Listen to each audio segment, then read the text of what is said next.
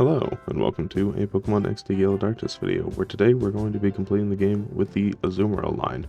Now, before this video starts, I just want to say Happy Easter everyone, and I decided to choose Azumarill because I think that because it's a rabbit, it kind of fits the holiday the best. However, in hindsight, I also could have done Togepi.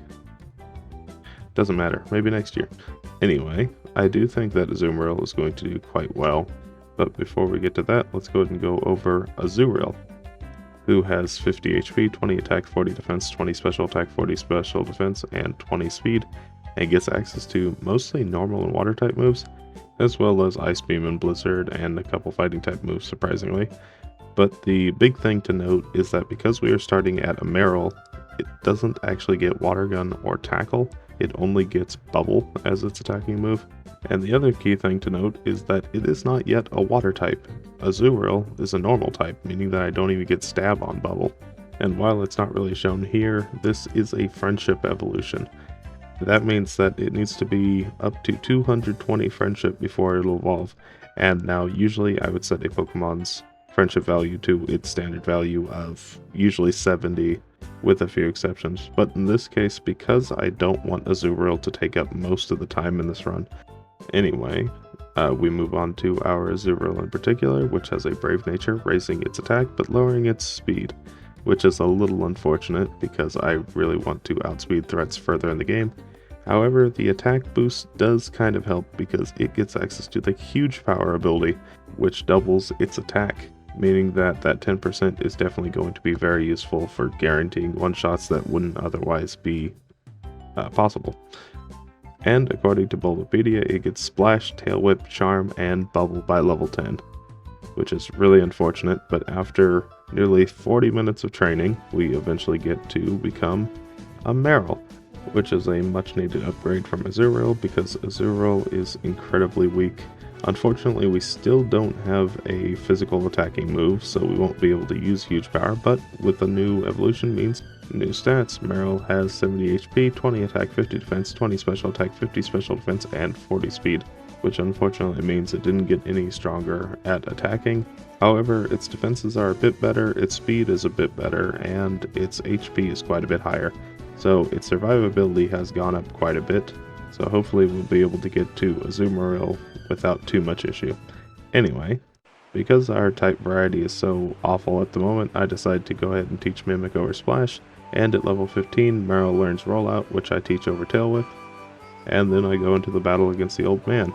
Now this battle is always good just to show how well a Pokemon is doing, especially in the early game, and where it might start to struggle. And as we can see immediately, Rollout doesn't even take down the Abra, who is incredibly physically frail, in a single hit. So unfortunately, I do think that Marill is going to struggle quite a bit against quite a few trainers, until Rollout can start building up power, because Rollout's whole gimmick is that every time it connects, it does double the amount of damage. But anyway, we're able to get past the Old Man pretty easily, and at level 18, Marill finally evolves into Azumarill at level 18. Which is either going to be a blessing or a curse depending on how they decide to design it. Azumarill has 100 HP, 50 attack, 80 defense, 50 special attack, 80 special defense, and 50 speed. So unfortunately it is quite slow, however it is quite bulky, which could be very helpful, especially throughout the game. Unfortunately, with only 50 special attack, it's not going to be much of a special attacker, so huge power is really going to have to carry it to be a physical attacker. Unfortunately, with only 50 base attack, it's still incredibly weak. But anyway, we move on to the Power Rangers. I decide to fight Red because I have super effective damage with Rollout. So I go for it, and it doesn't take down Houndour in a single hit. And Houndour hits again. Now, there is one advantage to using Rollout, and that's that it skips all the menuing. So technically it's faster to use Rollout than any other move. But anyway, we beat Red pretty easily. At level 24, I learned Bubble Beam, which I teach over Bubble. And then I go into the battle against Lavrina. She leads with a Love Disc and a Beautifly. And the first thing I do is call to Azumarill to raise its accuracy. That way Rollout will hit all 5 times, doing the max amount of damage it can. So I go for Rollout into the Love Disc. And the reason I do this is to build up power to make sure I can defeat the Delcatty at the end. But Love Disc goes down after 2 hits, So now it's effectively 60 base power. This one is now 120, taking down Roselli in a single hit. And even though a Delcatty is quite tanky, there's no way it survives a 240 base rollout. So it hits, taking it down, and then all that's left is the Beautifly, which will absolutely go down to 1 because it is 4 times weak to rock. And of course you can't have a Pokemon XD Gale Darkness video without the obligatory Mirror. Hello Mirror, how you doing today? Well, it's good to see ya, happy Easter. Anyway, at level 34, Azumarill learns Double Edge, an extremely strong normal move that has the trade-off of dealing recoil damage, which isn't great. I go to the Rilgam Tower to go pick up my 2 favorite TMs, Hidden Power and Protect, and I go ahead and teach Hidden Power right away, which happens to be Hidden Power Fighting, which is an okay Hidden Power type and does work with the physical attacking Azumarill, but Fighting is just okay. Anyway, after failing to catch the Shadow Swinub, I move into the battle against Snaddle. He leads with a Quagsire and a Lantern. I go for Rollout on the first turn, getting a crit, but it's not enough to take down Lantern in a single hit. Rock Tomb hits, lowering my speed, and unfortunately now I'm slower than the Lantern. Use another Rollout to finish it off, and then out comes Lunatone. Now there is a pretty good chance I'm able to take it down in a single hit, but unfortunately it is able to set up Shadow Sky. Rollout's able to take it down, and then out comes Cast Form. Unfortunately, because the Fruity Pebbles are raining down, I am taken down pretty low, and oh, I survived with Focus Sash and missed the next rollout. Okay, well that's a little unfortunate. So I go back into it, this time deciding to use Double Edge, because I know I'm able to take down the Lantern and Quagsire immediately with it, which seems to be going well. However, the amount of recoil damage I've already taken from doing that is adding up quick. Lunatone sets up Shadow Sky, and I'm thinking with huge power I might actually be able to take down Lunatone in a single hit. Unfortunately I don't, and I get finished off pretty much in the same spot as before. So I decided to go ahead and teach Body Slam over Double Edge, because I can always teach Double Edge later in the game, and without leftovers healing it really hurts, so Body Slam's just more reliable. Anyway, going into the battle once again, now with just a little bit of training from Mount Battle, I'm up to level 45, and that's to guarantee the one-shot against Quagsire with Body Slam, and also to guarantee I take down Lunatone in a single hit with Bubble Beam. Then out comes Cast Form, Quagsire hits a Rock Tomb, lowering my speed, which will actually make me slower than the Cast Form, unfortunately. So it does hit a Shockwave, getting a crit, but not doing that much damage. Hidden Power Fighting will take it down in a single hit, then out comes Matang. Another Rock Tomb, so now I'm slower than Matang. But I do want to take down the Quagsire now. Get Thunder Punch, but no paralysis. Slam. Body Slam takes down the Quagsire. And then all that's left is the Matang, which should go down to just a couple of Bubble Beams, as long as I don't get crit. So, taken down to yellow. Fruity Pebbles rain down, taking me down to 21. Thunder Punch takes me down to 4. And one last Bubble Beam finishes it off. Okay, well that was pretty close. Moving on, I decide to teach Ice Beam over Hidden Power, and soon I also run into Gonzap, who leads with a Nuzleaf and Electrode, and unfortunately because I haven't taught Protect yet, I don't have any way to block the Fake Out on the first turn, so I do risk being paralyzed by Spark. Maybe it'll take down Electrode, but unfortunately it also has the Static ability, which triggers, and I'm now paralyzed. Vileplume hits a Giga Drain, taking me down to 9. Ice Beam does take it down in a single hit though, then out comes the Whiscash. And I go for Bubble Beam, but it's a little too late, and I go down. So I decide to teach Protect now over Bubble Beam, because it's not really that useful anymore. And Protect on the first turn, avoid the Fake Out, and now I just need to hope I don't get paralyzed by Spark or Static. But unfortunately I do. Out comes Vileplume once again. Now unfortunately I am always going to be slower than everything, but there is a chance that I don't get paralyzed. So I go for Ice Beam, which hits Vileplume, taking it down in a single hit. Then out comes Whiscash once again. Go for Body Slam into it, which I take 2 Hyper Beams to the face. Body Slam doesn't quite finish off Whiscash. I go for another Body Slam to finish it off, and then out comes his final Pokemon, which is a Skarmory. I go for Ice Beam to start taking down the Skarmory, and I get hit by another 2 Hyper Beams. Ice Beam takes it down below half. And I decided to go ahead and take down the Nuzleaf now. It didn't really matter who I took down first. I go for another Ice Beam, which should take it down, and surprisingly I didn't get paralyzed once, which is incredibly lucky. I run into another Azumarill. Hello there, Azumarill. Bye, other Azumarill. And then I get to the top of the pyramid where I run into Gorgon. He leads with a Lairon and a Celio. And right off the bat, I mess up by pressing Protect. I go for Body Slam, which takes down Celio. And then out comes Slowking. Get hit by a very weak Earthquake. And then I go for Body Slam again. Okay, well, I'm out of PP. I forgot to use my Ether. So I go ahead and call to raise my accuracy, protect on this turn just to heal up what little bit of damage I've already taken, and start my rollout. Now, I'm not quite able to take down Slowking in a single hit, so it gets off a very weak Earthquake, but I'm able to finish it off the next turn, and then out comes Ursaring, which at this point, rollout is now at 120, so it's able to take it down in a single hit. Primeape does resist rollout, so there is a chance that it will survive. And in fact, it actually outspeeds us, hitting us with a very weak Shadow Storm. But I'm able to take it down in a single hit, and then finally out comes Hypno, which even though it is quite defensive, it definitely can't survive a max power rollout. And then all that's left is the Lairon, which a couple of Ice Beams should do the job. Ice Beam takes it down to half, and one more should finish it off. And with that, we beat Gorgon on the first attempt, despite some really bad planning on my part. Anyway, going into the last area of the game, Azumarill is doing quite well. As long as it can keep up the momentum, it could find itself as high as A+, but we'll just have to see. Anyway, the first battle is against Lovarina. She leads with a Gardevoir and a Gorbis. I go for Body Slam, which takes down Gardevoir right away.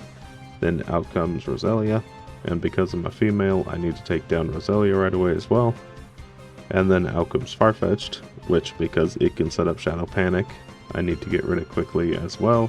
Now, unfortunately, because I'm having to do that, I am risking the 10% confusion chance from Confusion. But luckily, it never gets it, so I'm able to take it down. And then all that's left is the Shadow Altaria, which does a little bit of damage with Shadow Break, but goes down to a single Ice Beam, beating Lovarina on the first attempt. Moving on to the top of the volcano, I run into Snaddle, who leads with a Metang and a Quagsire. I go for Body Slam, taking Quagsire down immediately. Metang hits me with a Thunder Punch, immediately paralyzing me. That's very unfortunate. Scizor is going for Silver Wind, which is fine as long as it doesn't get an Omni Boost. I get paralyzed. Another Silver Wind, and another Thunder Punch. Go for Body Slam, which gets a crit, taking Metang down in a single hit. Then out comes Solrock. Unfortunately, because I am slower than it, it will set up Shadow Sky.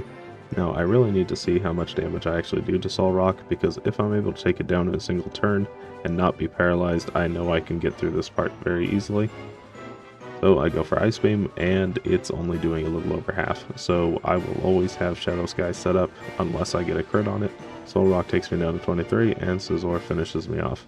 So I go into the battle once again, Body Slam, take down the Quagsire immediately just as before.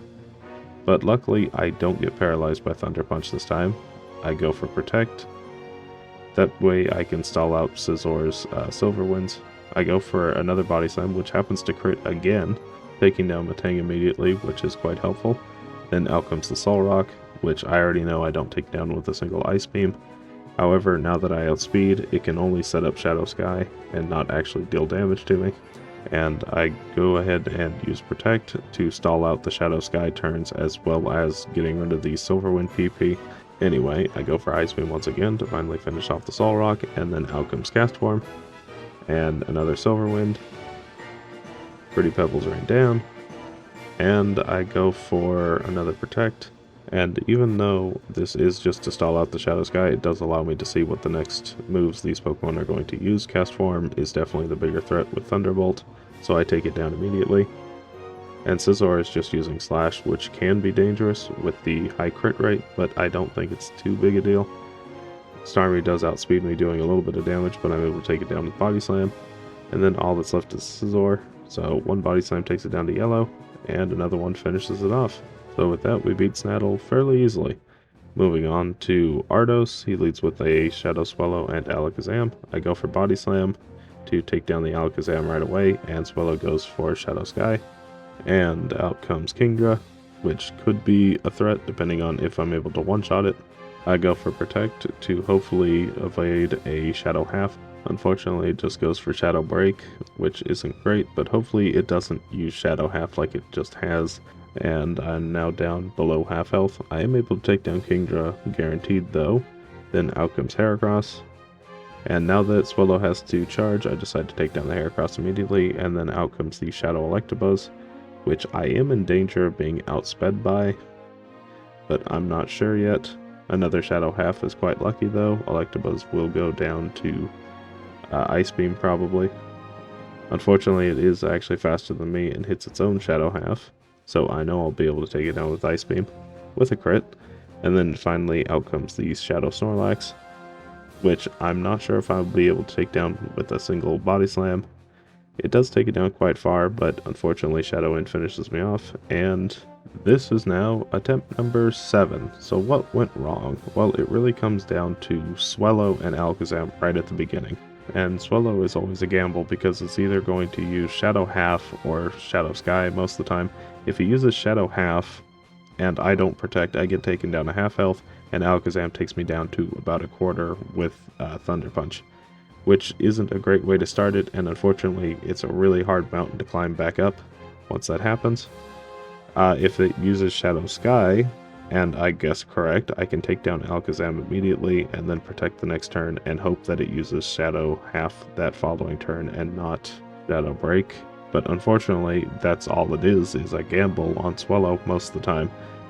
Luckily, this time it just only used Shadow Half, which is incredibly lucky, because now I've already gotten to the Electabuzz, who also decided to use Shadow Half, and I can freely take down one of them, knowing that they can't attack that turn. And then I finally get to the Shadow Snorlax. Shadow Mist does lower my evasion. I go for Body Slam, taking Snorlax down to about a quarter. It gets a crit, but I actually survive pretty comfortably. And even though I go for Protect here, this is just safety in case Swallow decided to start using Shadow Break and it get a crit or something. But anyway, I take down the Snorlax, and then all that's left is the Swallow, who goes for one last Shadow Half before going down. So moving on to Gorgon, he leads with a Slowking and an Ursaring. I go for Body Slam to take down the Slowking immediately, and then out comes Aggron, which I definitely can't take down with a Body Slam, so I swap over to Ursaring to take it down. Out comes Walrein, and I decided to start using Rollout here, and I think the thought behind that was because Walrein is part Ice type, it would do more damage, but honestly, I think a couple Body Slams would have done the same thing and probably been better. And that's because what comes after Walrein is Shadow Poliwrath, which is part fighting, so it actually resists my rollout, which isn't great. And even though I don't think Body Slam could have taken it down in a single hit, it still would have been better because it also has that chance to paralyze. Anyway, doesn't really matter. Rollout takes it down, then out comes Mr. Mime, which should go down to the final rollout, which it does, and then all that's left is the Aggron, which definitely can't survive more than a couple Ice Beams. But just to play it safe, I decide to go for Protect on the first turn, in case it gets a crit, and I need the extra healing from the leftovers whenever the Shadow Storm ends. Luckily, I get the freeze, and I finish it off with a second Ice Beam. So with that, we move on to Eldis, who leads with a Shadow Manectric and Ninjask, and Ninjask is going for Silver Wind. Manectric goes for Shadow Sky, go for Body Slam, unfortunately get paralyzed by Static once again. Out comes Salamence, who lowers my attack, and I go for Ice Beam. Salamence is faster, hits me with a Shadow Hold. Ice Beam gets a crit, taking it down in a single hit, but I don't think it needed it. Out comes Flygon, which is also 4 times weak to Ice Beam, so I should be able to take it down in a single hit. It does outspeed me though, hitting me with a Double Edge. Ice Beam takes it down, and then out comes Marowak. As always, this thing is really threatening because it has the Thick Club item, which doubles its attack. So I go for Ice Beam. Unfortunately, because I'm paralyzed, it is faster, and I am able to take it down, but out comes Lapras, and since the Shadow Sky is still going, it's just going to go for Shadow Storm immediately. So I go down on the first attempt. Not too bad, but I think I'm going to need a little bit of luck. Anyway, now on the third attempt, Manectric has decided to swap out for Shadow End, which isn't great, so I take a little bit of extra damage that I really don't need to. And unfortunately, I realized I just really need to play it safe, because if I can just protect every other turn, I know Ninjask really isn't a threat at all, and it always gives me extra healing. Anyway, Salamence goes down to a single Ice Beam without a crit, which is good to know. Go for Protect once again, and go for another Ice Beam to take down the Flygon, which now that I'm not paralyzed, I do outspeed. And then out comes Marowak once again, and because I know I'm faster than it and I can one-shot it, it's not really that much of a threat. Go for Protect, and I guess I miscounted the Silver Winds because now it's out, so it went for Aerial Ace. Not doing that much damage though. Out comes the Shadow Lapras once again. Now that Shadow Sky isn't up, I know it'll set it up. And Body Slam takes it down below half. And one last Body Slam finishes it off. Which is actually how I lost the second attempt, because one level lower, and Lapras is a range with 2 Body Slams, which it might still be a range here, but in this case I hit it, and I'm able to take down Ninjask and beat Eldus on the third attempt. Anyway, moving on to the big box legendary, Lugia, and I go for Ice Beam immediately. Unfortunately, I am outsped by it. Ice Beam's not doing quite half. Go for Protect. And then I go for Body Slam just to see if it'll do more damage, which it is probably about the same. Go for another Protect. And one last Body Slam finishes it off, but not before it takes me down about a third. Moving on to the final boss, Gravel. He leads with a Shadow Moltres and Rhydon. I go for Protect to heal up just a little bit. And then I go for Rollout, which takes down Moltres in a single hit. Okay, well that's good. Out comes Executor. Shadow Wind hits, taking me down to 55. Another Rollout, taking Executor down pretty low. I survive with 13. And another Rollout finishes Executor. Out comes Tauros, which unfortunately will lower my attack, and I go down to Rhydon. So I think that the best plan of action is to defeat Rhydon and Executor back to back, and then try to start up the rollout sweep here, but unfortunately Moltres isn't quite a one-shot at level 80, so I use up all my rare candies, get to the same point again, and it's still not a one-shot at level 86. But now at attempt number 6 at level 87, I go back into it once again. Ice Beam takes down Rhydon in a single hit, out comes Executor, and I don't get burnt by Shadow Fire. Go for Protect. And I have decided that I'm no longer going to use it against Tauros, and that's because I simply need quite a few more levels before I can one-shot Moltres with Rollout. So I decide to do it against Executor, which isn't the greatest idea because it does still do quite a lot of damage with Shadow End. However, it's only a 60% chance to actually hit, which I think I can work with. Unfortunately, my Rollout ends very quickly, and I need to set it up once again, and Tauros is going to be a 3-shot with it, because Rollout requires that I do about a third of its health before I can take it down in 2 hits, because the damage doubles.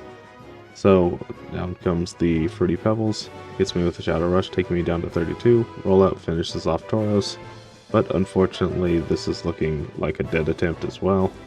Shadowy Aura fades, so I'm up to 50, I take down Articuno, and then out comes Zapdos. Now I would like to Protect here just to get a little bit more health, because Shadow Bolt takes me down to 19, Rollout takes it down, and then all that's left is the Executor, which I know goes down to a single Ice Beam, and surprisingly I win this battle despite victory not being all that likely, but that's what happens when you're playing with 60% accurate moves.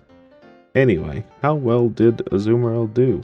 Well, it beat the game at a time of 10 hours and 36 minutes, 52 seconds, at level 87, with 28 feints throughout the game.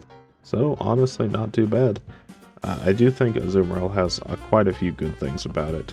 It evolves at level 18, which is incredibly early, and despite it being very early, its stats aren't actually all that terrible.